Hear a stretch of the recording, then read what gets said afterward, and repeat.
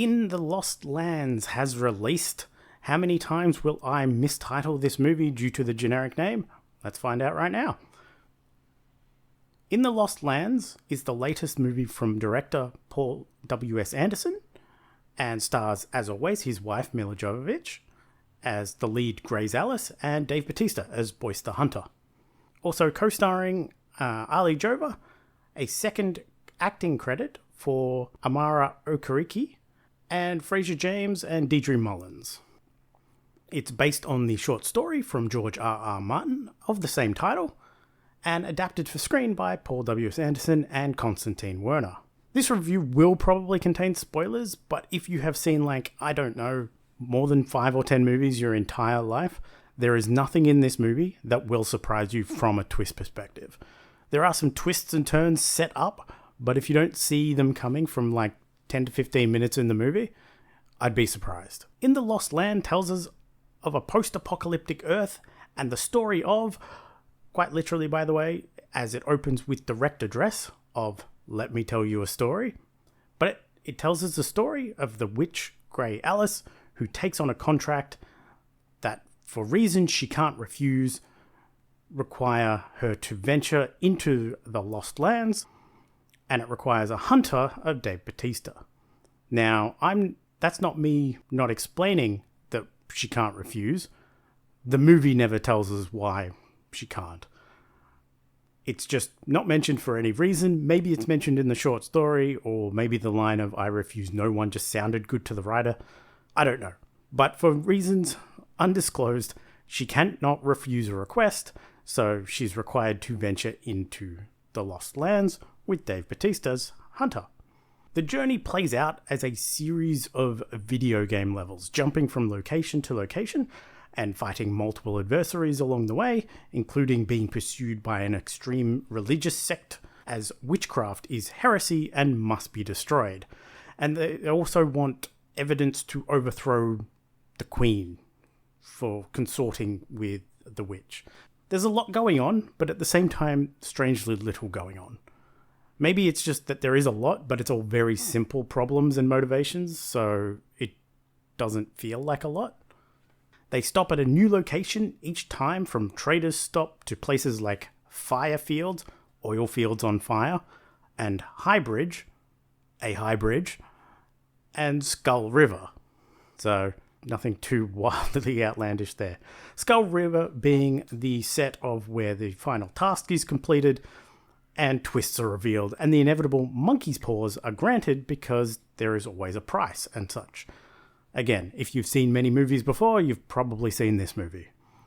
So my initial impression of this movie is very much, as I just mentioned, one you've definitely probably seen before.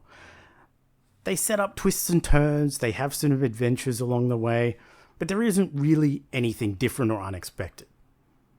The plot hops along at a decent pace, apart from the ending, which does drag itself out a little bit, but that's probably because of the short story origins of the material, where it hops along really fast because the short story it's based on is a short story, and this movie is about 100 minutes long.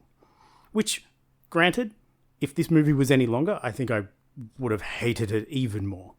And I didn't hate it, I just didn't like it. But if you add an extra 20 minutes onto this movie, oh boy, am I really not a fan. There isn't much wrong with it, mainly because there isn't much to get right or wrong. It's a post-apocalypse Earth with witches and monsters and a single Mad Max-style warlord in Capital City. There's a zealot religious faction, and one of the best rail networks I've ever seen. And I'm not just talking about in the post-apocalyptic rail network, I'm talking about ever. As the religious faction is chasing our main characters by train, and it just happens to get everywhere the main characters are getting in this entire complete wasteland of Earth, where no one survives outside of the capital city, but you better believe this rail network allows the religious faction trains to show up anywhere. Every time when the train showed up in a new area, I was like, there it is again, wow. From a character point of view, pretty much all the performances are fine. and are played out as best they can be within the limits of the writing.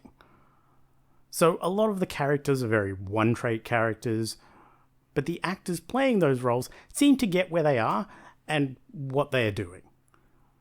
But some do suffer from worse writing than others. I really did think Fraser James, playing the crazed, scheming religious leader, really did get the character, and he put in 100%.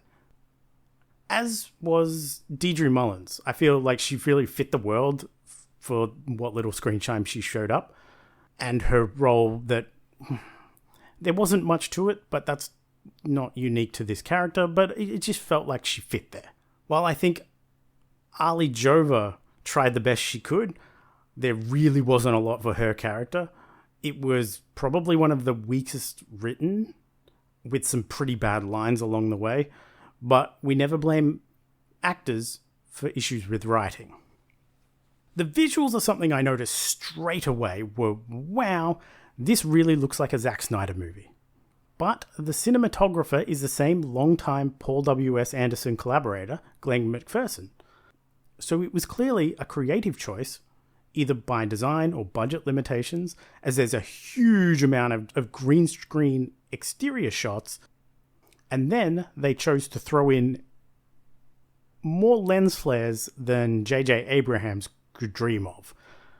Even to the point where J.J. Abrams might go, guys, let's dial it back a little bit. That said, Glenn McPherson at least felt like he was having some fun with the shots. There's a lot of high contrast, a lot of silhouettes and shadows. Like I said, if you've seen Zack Snyder movies with his visual style, this looks kind of identical to that. If you're on board with that video game style visuals, you'll probably enjoy this aspect at least. I could toss the visuals in the same bucket as something like the fantasy CGI sequences from Sucker Punch, minus the awesome soundtrack. So, where do I land on In the Lost Lands? I think, ultimately, if you hear the name Paul W.S. Anderson and the Resident Evil movies, all of them, and enjoyed Monster Hunter, you will probably enjoy this as well, because it's kind of just more of that. But if you're like me, who only liked one or two of the Resident Evil movies, and did not enjoy Monster Hunter, you will probably not enjoy this one either. I think at most, this will be a catch on streaming for most people, if at all. Where does it land on my personal scale? Well, I've been having a think, and I don't like typically rating movies as soon as I've seen them. I like them to sit a little bit, but I'm probably not going to give this one much more thought outside of this review for the rest of my life. So, that said, I would probably land it around a 3 or a 4 on my scale, which, to be clear, my scale is not like, oh yeah, it's good, it's a 7 out of 10. A movie that is kind of meh, it's not really good, it's not really bad, lands at a dead 5 for me. This is a little bit off from that, so I'd probably put it at around a 4, because it was kind of meh and just kind of there. And there was a few things that irked me, where a 6 for me would be kind of meh, but there was a couple of things I liked. So, In the Lost Lands, probably around a 4. Don't need to rush out to cinemas for it. Catch it on, VOD or streaming once it lands. Maybe even catch it on a flight. Unless you do love heavy CGI visuals, you're a fan of every Resident Evil movie, including all the bad ones, and you really liked Monster Hunter, which I can't imagine there's too many people that liked Monster Hunter, but if you're out there and you're one of them, maybe you'll like this one. But that's it from me. Stay tuned for more reviews, news, and updates from the weekly charts, and I'll catch you again next time. Bye!